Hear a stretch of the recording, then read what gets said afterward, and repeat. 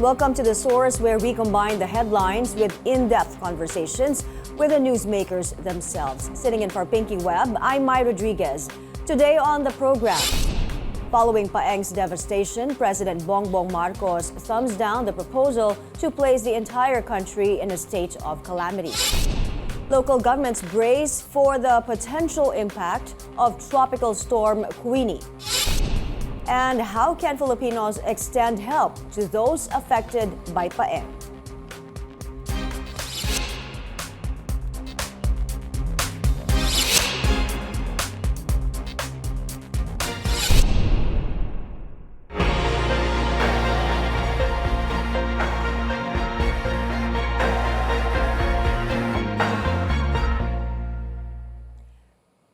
President Bongbong Marcos sees no need for a national state of calamity in the aftermath of severe tropical storm Paeng.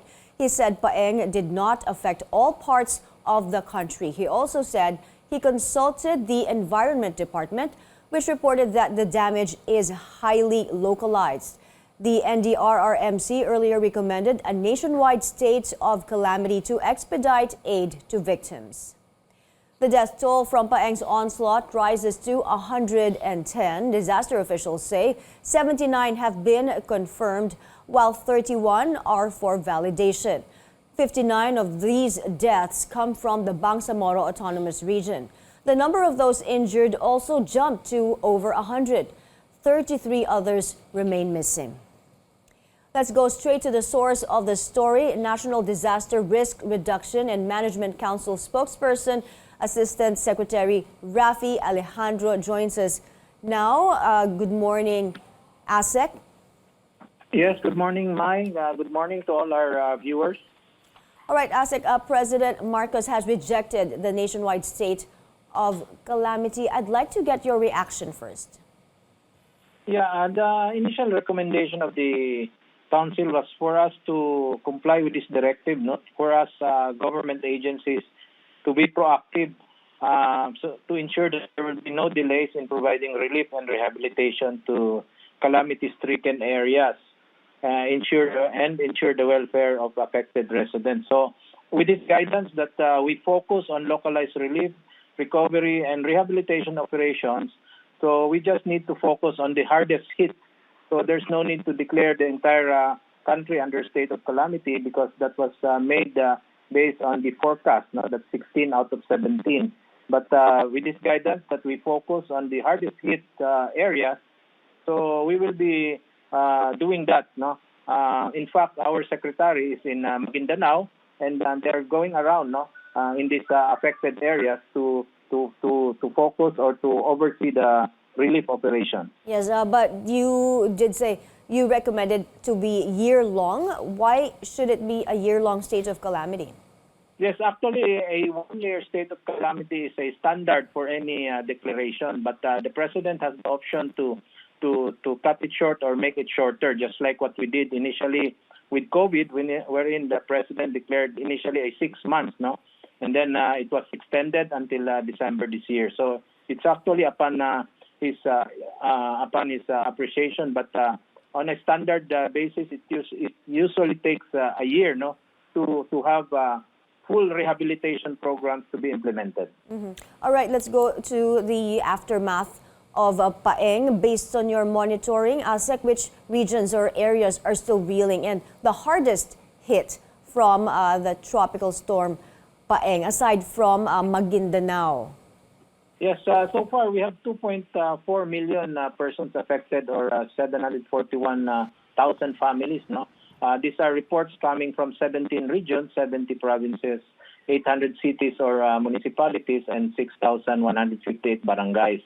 So the hardest hit so far, based on reports coming in, is of course BARM, Maguindanao, and then we're looking at areas in 4A, which is Cavite and Laguna, and then some areas in Bicol. We're looking at Albay because they already declared their own state of calamity there. And we're looking at also Region 8. So far, those are the areas that have reported heavy damage.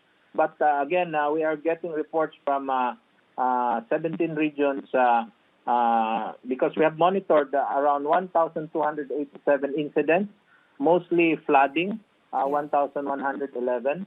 And for damage, we have already gathered information that there are 55 damaged structures worth 760 million.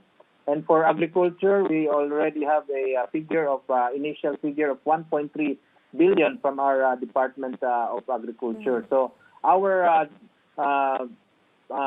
rapid damage assessment teams are still moving around to get additional information or data from the ground for us to get a clearer picture. Now, in terms of casualty, we already have so far 110 deaths, reported to us. 79 are confirmed, and we have 31 for validation. And we still have around 33 missing individuals.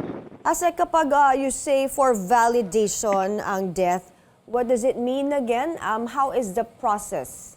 Yes, when we say for validation of the council, it's we're waiting for the documents needed for us to put it on the confirmed side, meaning there has to be a police report, and the death certificates are authenticated and validated for us to put that in the confirmed side. But most of this for validation is meron na rin pong mga bodies, retrieved bodies, but we're just confirming either their identity or the cause of death. All right, Asek, we know many bridges collapsed, many roads have been destroyed, and a lot of areas have been difficult to reach. Now, meron pa bang mga areas na isolated, yung hindi pa napupuntahan? Yes, as per our report, there are still 422 roads and 101 bridges that were made, that were destroyed or not destroyed or made not passable, to vehicles. And as we speak po, clearing operations are ongoing. We still have hard to reach areas by land. So we have mobilized our helicopters for us to help DSWD transport these relief goods. So we have reports in Maguindanao. There are at least 3 major bridges that were damaged, which renders some areas there not reachable at this time. So we're using air assets for bringing this. Asek? Are you still there? Asek Alejandro. Yeah. Okay. Asek, let's talk about the devastation in Quezon. Gaano po kalaki ang pinsala doon sa Quezon Province? Based on we're still get the figures, our teams are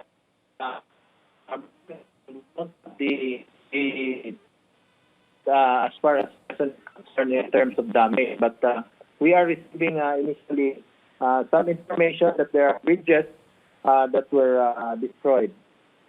Asek, I'm sorry, can you repeat that? We didn't catch the first thing you said kasi nag-choppy po. Yes, our teams are still moving around to really get the entire picture of the devastation in that area. Okay, but is there a need to declare a state of calamity po in Quezon? It depends on the reports that we'll get, but initially the local government has expressed its intent to declare a state of calamity there in Quezon. All right, Asek, finally, ano po yung urgent needs ngayon from the national government by the LGUs that were severely hit? The needs that were relayed to us, the water, of course, and then housing materials that are needed to restore houses, because we have 6,542 damaged houses as per our report. So these are the immediate needs. For food, there is no worries for that as of now. We have sufficient food supplies coming from DSWD. All right, and alam ko po full force yung relief assistance, relief efforts from the government and also from the private sector, and we will be talking about that after the break. Thank you so much for your time, NDRRMC spokesperson, Assistant Secretary Raffy Alejandro. We'll be taking a short break. This is The Source on CNN Philippines. Stay tuned.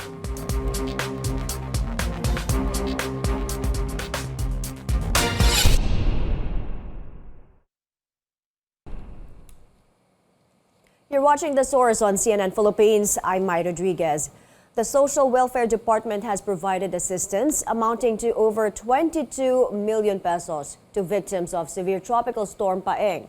It covers food packs and non-food relief items given to at least 1.2 million individuals. The DSWD is also looking for volunteers to help repack relief goods. Let's go straight to the source of the story. DSWD Undersecretary for Special Projects, Punay, is joining us now. Good morning, Usec. First of all, I'd like to ask about the status of DSWD relief goods, the distribution po. Yes, good morning, Ma'am Mai. When it comes to the distribution of relief goods, the DSWD continues to reach out to the communities affected by the Typhoon Paeng. Our distribution of relief goods in these municipalities, towns, cities is ongoing. Actually, as of yesterday evening, we have actually distributed already a total of over 69 million in total assistance, humanitarian assistance to these communities. And so far, as of yesterday, also last night, we were able to monitor about 76,000 families, or almost 295,000 individuals currently staying in over 3,100 evacuation centers all across the 17 regions in the country, Mamay. Mm-hmm. All right, you said, diba, you have pre-positioned relief goods already before a calamity, no? But how much more do you have, or do you have to put in some more? That's right, Mamay. That's part of the proactive solutions that we have in disaster response, the prepositioning of relief goods in strategic locations nationwide, especially in our regional offices, for the quick distribution and response of our teams. And fortunately, we still have ample funds to last up to end of this year. We still have an available amount of 1.2 billion in total relief resources, both in stockpiles and standby funds that we can use for the response here in the Paeng, Typhoon Paeng, and also in the upcoming typhoons. And should this fund be depleted, the department is ready to augment funds to provide more funding for disaster response, Mamay. Yusek, alam ko, very critical ngayon yung distribution ng food and water. But aside from these, what are the most pressing needs of calamity victims? That's correct, Mamay. We go back to the basics, really. When people are hit by calamities like this, they need food, they need water, they need shelter, and that's what we are immediately providing these communities. But also we are prioritizing also, eventually we have to do post-disaster response programs. So we provide cash, we will also be providing cash assistance to these affected communities. For instance, Mamay, we have cash assistance to families of those who perished or who died during this unfortunate typhoon. We can give them as much as 10,000 in cash per family for burial assistance. And we also have the emergency cash transfer program, Mamay, to give financial assistance to those whose houses were damaged by the Typhoon Paeng, Mamay. Again, Yusek, how much budget have you used so far? Kasi you mentioned kanina 69 million in humanitarian assistance, and do you still have enough funds at this time? Yes, ma'am. So far, we have already spent 69 million in response to this Typhoon Paeng, and we still have an available of 1.2 billion in standby funds and stockpiles for relief resources po, Mamay. Yusek, your food pack supply, until when will these last? We have enough food packs, family food packs to deliver to the affected communities, and we actually have an ongoing repacking of food packs in our warehouse in Pasay and in our regional offices. So this is a continuing process. So we still have funds, so we continue to produce to provide to these communities po, Mamay. Right now, Usec, ano po ang challenges in the distribution of relief aid? Ano po yung mga areas na mahirap papuntahan? Yes, Mamay. Actually, over the weekend, we had this logistical challenges nga po as reported in the news because of the high water level, flood water level in some municipalities, including those in Calabarzon, like in Laguna. We saw it in the news. Our trucks carrying relief items could not pass through, so we had to wait for the water level to go down. But fortunately, we already delivered to the affected communities. Right now, some of the challenges are with the BARM, particularly in Maguindanao, because of the damaged bridges there. So our trucks could not pass through the damaged bridges, and we had to seek assistance and have collaborative efforts with the Office of Civil Defense and Philippine National Police to carry the relief items via air and via sea, Mamay. So this is a collaborative effort from our government agencies po. Mm-hmm. Yes, you mentioned the efforts of the other government agencies, kasi there is a big challenge in terms of accessibility and coordination. Now, how are these agencies able to assist you, and what are the improvements that need to be made? That's the good thing, Mamay. Under this administration, we really have proactive response to disasters. So even before the disaster hit, we already have a close coordination with these other agencies, particularly those belonging to the NDRRMC, where the DSWD is the vice chair. So this is very crucial because close coordination, not just with the other agencies, but also with local government units, will be crucial. This has been very crucial in our response to, number one, to determine which communities need the help the most, and number two, in terms of operations, because of the logistical challenges that we face during the operations po, Mamay. Mm-hmm.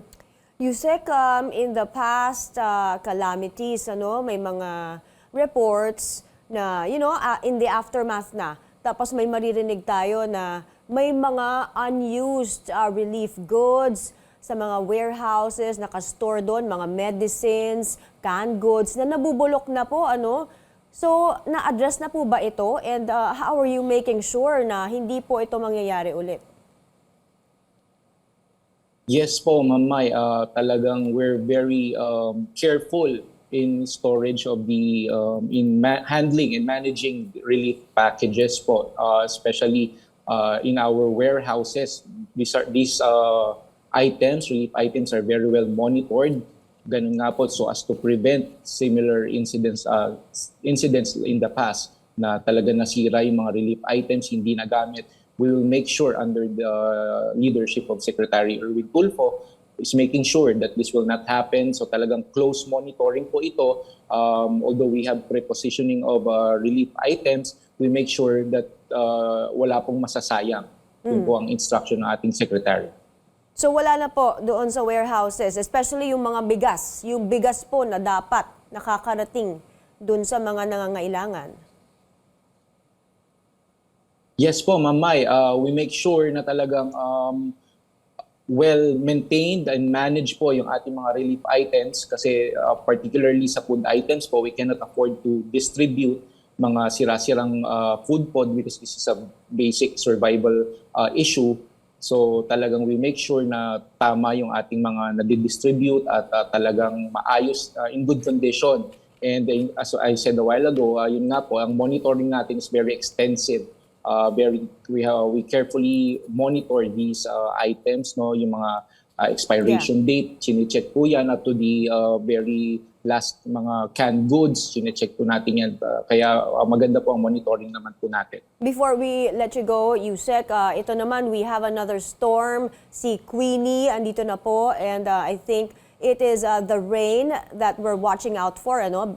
Posibleng magdala din ito ng maraming ulan. So what are your preparations for this new storm? Yes po, Ma'am Mai. Just the same preparations we do in every calamities or every storm, every earthquake that we face.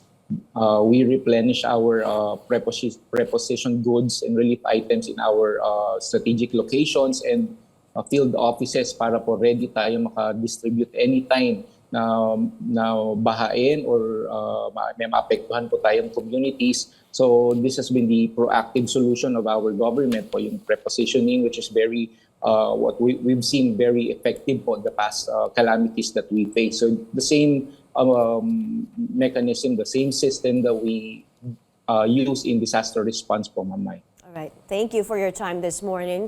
DSWD Undersecretary Edu Punay. We'll be taking a short break. This is The Source on CNN Philippines. Stay tuned.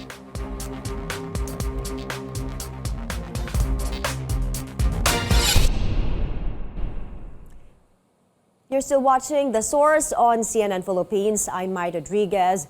The non-government organization led by former Vice President Leni Robredo has stepped up to mobilize relief efforts for those affected by the storm Paeng. The Angat Buhay Foundation has teamed up with Tanging Yaman Foundation to accept donations, which will be brought to affected families.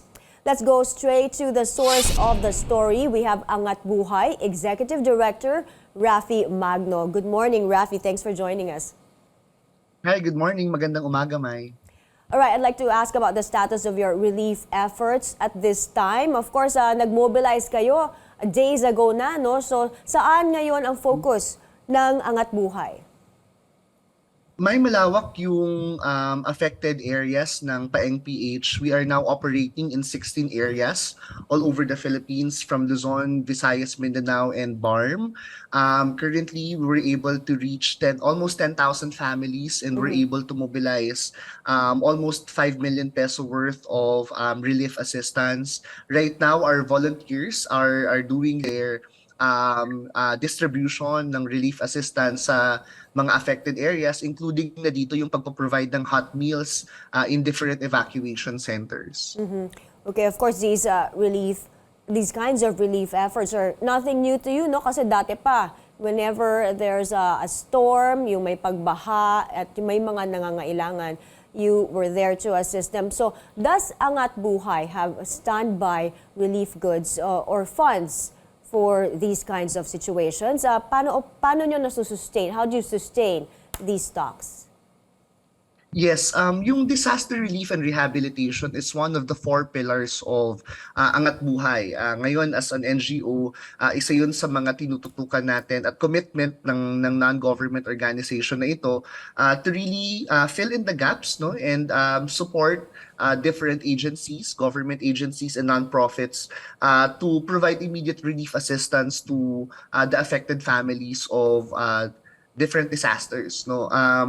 Mas mabuti, no, na mas maraming mga NGOs, maraming civil society organizations ang nagtutulungan para maabot especially yung mga hard to reach areas, no, kapag may pagbabaha, bagyo, lindol at iba pa, no. Yung Angat Buhay being a non-government organization, no, commits itself, no, sa pag-provide ng assistance na ito sa mga kababayan natin. Okay, but at this time, no, ang daming may kailangan because malawak yung devastation from Paeng. Also, how do you prioritize? How do you know kung saan yung mas may kailangan? And di ba may coordination dapat with the government agencies kasi nabigyan na siguro yung ibang lugar, yung iba hindi mapuntahan. So, how is the coordination? Yeah, we do our own assessment, coordinated with we usually coordinate with the local chief executives. We also update the DSWD kung ano yung mga ginagawa namin. But with our volunteers, no, sa tulong ng ating mga volunteers, nakakapag-assess tayo sa mga areas na mga hindi pa napapaabotan ng tulong or kulang pa yung tulong na napapaabot, since nga sabi ninyo, no, na napakalawak ng epekto ng Paeng PH, talagang nahihirapan din pasukin yung ibang mga areas. And that's the reason why mahalaga yung tulong ng civil society organizations, no, to fast track yung pagbibigay ng relief assistance, immediate relief assistance sa mga kababayan natin. So what does Angat Buhay give apart from the food packs? What are the most essential at this time based on what they tell your NGO? Yeah, marami din tayong tinutulungan sa pagpo-provide ng hygiene kits, no. Yes. Most of the families are in the evacuation centers, no, na walang dalang damit, walang dalang sabon, pangligo, no, even yung panglaba, no. So yun yung isa sa mga binibigay natin. Aside from that, yung mga kumot, no, beddings, yun din ang isa sa mga hinihingi nila. Primarily because hindi rin handa yung ibang evacuation centers to receive evacuees, no, kasi biglaan yung pagbabaha sa ibang mga areas, no. But right now, aside from providing immediate relief assistance, we're also gearing up, no, for our recovery and rehabilitation efforts, no. Alam natin na napakaraming mga magsasaka, even mga mangingisda ang naapektuhan, no, yung kanilang livelihood dahil doon sa napakalawak na pagbabaha. And our volunteers, no, together with Angat Buhay, we are preparing to respond to these needs also. Grabe yun, yung infrastructure damage and the agricultural damage, not only from Paeng, especially kasi sunod-sunod na bagyo yung dumating, di ba? Okay, at may paparating pa. Yes. Okay, I'd like to give you some time for your appeal for what others can donate, how they can donate, and for your call for volunteers po. Saan po pwede pumunta yung mga volunteers? So starting November 2, starting tomorrow po, yung Ateneo de Manila University with Tanging Yaman Foundation will start receiving in-kind donations sa Ateneo de Manila Loyola Schools covered courts, no. Posted po lahat ng details natin sa ating Facebook page, no, but Tanging Yaman Foundation Incorporated will receive blankets, ready-to-eat food, rice, bottled water, sanitary kits, no, face masks, and alcohol. If you also would like to donate, no, cash donations, pinost po natin ang ating details sa ating official Facebook page, sa Metrobank account ng Tanging Yaman Foundation Incorporated. Sa muli, maraming salamat po sa ating mga volunteers all over the Philippines. Again, we are now in 16 areas, no, operating doon sa mga typhoon affected areas. Maraming salamat po ulit sa sipag, sa tiyaga at sa pagmamahal ninyo sa ating bayan. Very essential that we all come together at this time. Thank you for the work that you do, and thank you for your time this morning. Thank you very much, Mai. Maraming salamat po. Okay, that was Angat Buhay, Executive Director Raffy Magno. Thank you for joining us here on The Source. I'm Mai Rodriguez, sitting in for Pinky Webb. You're watching CNN Philippines.